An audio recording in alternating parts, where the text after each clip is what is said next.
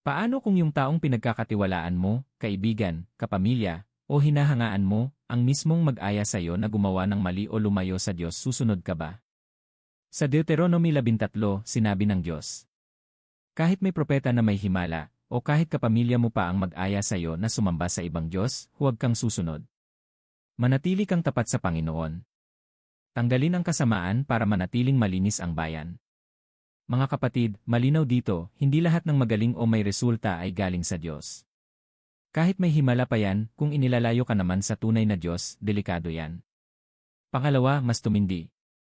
Hindi lang strangers ang pwedeng magligaw sa iyo, kundi mismong malapit sa iyo, pamilya, kaibigan, asawa.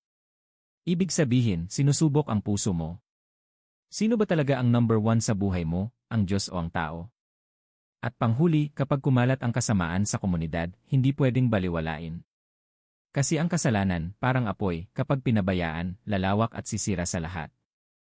Huwag basta maniwala sa magaling magsalita, o may himala, i-check mo kung hanay sa salita ng Diyos. Kahit sino pa ang mag-pressure sa iyo, kung mali, mali. Stand firm. Bantayan mo ang puso mo, baka unti-unti ka nang nalilihis. Huwag mong itolerate ang kasalanan, simulan mong ituwid sa sarili mo. Kung pipili ka ngayon, Diyos o relasyon, Diyos o comfort, sino ang pipiliin mo? Tayo'y mag-pray. Panginoon, tulungan mo akong manatiling tapat sa iyo kahit mahirap. Bigyan mo ako ng discernment para makita ang tama at mali. Ilayo mo ako sa anumang maglalayo sa akin sa iyo, kahit pa ito ay manggaling sa mga mahal ko sa buhay.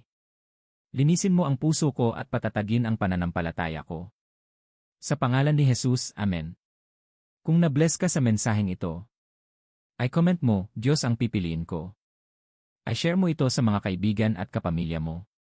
At i-follow ang page para sa araw-araw na salita ng Diyos na swak sa buhay natin.